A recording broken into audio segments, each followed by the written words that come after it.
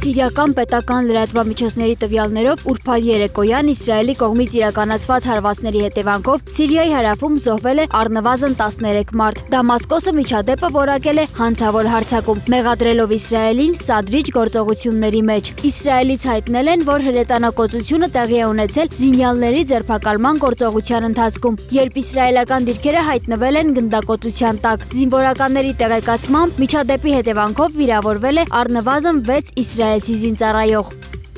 Հոնկոնգի հակակոռուպցիոն ծառայությունը ևս 6 անձ է ձերբակալել բազմաբնակարան համալիրում նոյեմբերի 26-ին բռնկված հրդեհի հետաքննության շրջանակում։ Միջադեպի հետևանքով զոհերի թիվը գերազանցում է 120-ը։ Շուրջ 200 մարդ շարունակում են համարվել անհետ կորած։ Ոստիկանությունը հայտնում է, որ շենքերի արտաքին հատվածը պատված է եղել պաշտպանական ցանցով եւ պլաստիկով, որոնք ըստ նախնական գնահատականների կարող են չհամապատասխանել անվտանգության եւ հրդեհային նորմերին։ Ավելի վաղ նույն գործով ձերբակալվել էին շինարարական ընկերության 3 աշխատակից։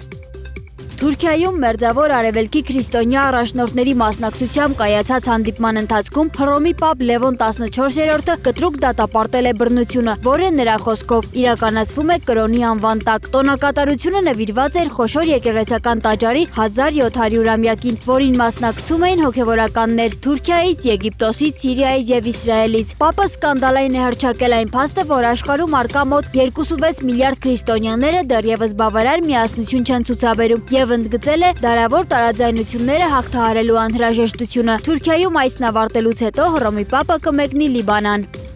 Կրեմլը հայտնել է, որ Ռուսաստանի նախագահ Վլադիմիր Պուտինը նախնական պայմանավորվածությամբ առաջիկա շաբաթվա առաջին կեսին կընդունի Ամերիկայի Միացյալ Նահանգների նախագահի հատուկ բանագնաց Սթիվ Ուիթքոֆին։ Դմիտրի Պեսկովի խոսքով հանդիպման ճշգրիտ օրը կհայտարարվի ավելի ուշ։ Պեսկովը տեղեկացրել է նաև, որ Վաշինգտոնը Մոսկվային է փոխանցել Ժնևում անցկացված Ամերիկա-ուկրաինական խորհրդակցությունների արդյունքում մշակված խաղաղության առաջարկի հիմնական դրույթները։ Սպիտակ տունը նախօրեին հայտարարել էր, որ բանակցությունները զգալի առաջընթաց են ապահովել եւ հանգեցրել են թարմացված փաստաթղթի, որն ըստ Վաշինգտոնի կարող է երաշխավորել Ուկրաինայի ինքնիշխանությունն ու նպաստել արդար խաղաղությանը։